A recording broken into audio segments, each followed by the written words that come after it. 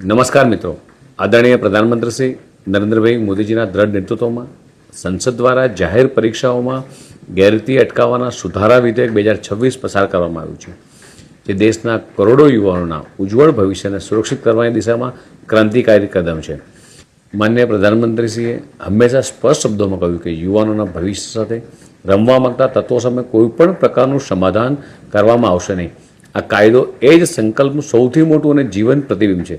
વર્ષોથી paper leak જેવા અસામાજિક દૂષણોથી રાત દિવસ મહેનત કરતા પ્રામાણિક વિદ્યાર્થીઓનું મનોબળ તૂટ્યું હતું, પરંતુ હવે આ કાયદાના અમલથી પેપર લીક કરનારા માફિયાઓ અને ગુનેગારો સામે આકરી સજા, ભારે દંડ અને ફાસ્ટ ટ્રેક કોર્ટ દ્વારા ઝડપી ન્યાયની જોગવાઈ કરવામાં આવી છે.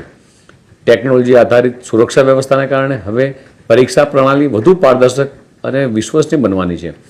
આદરણીય પ્રધાનમંત્રી માનનીય મોદીજીના આપણા દેશના યુવાધનને નવા ભારતના સાચા નિર્માતા માને છે.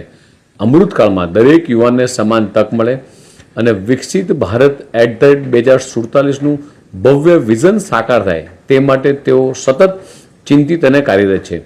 માનનીય પ્રધાનમંત્રી શ્રી મોદીજીના માર્ગદર્શન હેઠળ આપણી ગુજરાત સરકાર પણ યુવાનોના ઉજ્જવળ ભવિષ્ય માટે સંપૂર્ણપણે કટિબદ્ધ છે.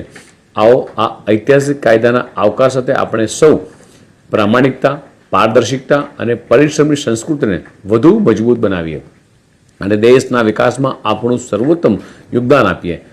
વિદ્યાર્થીઓના હિતોની રક્ષા કરતા આ ઐતિહાસિક વિધેયક બદલ હું યશસ્વી પ્રધાનમંત્રી શ્રી નરેન્દ્રભાઈ મોદીજીનો હૃદયપૂર્વક આભાર માનું છું. ભારત માતા કી જય. વંદે માતરમ.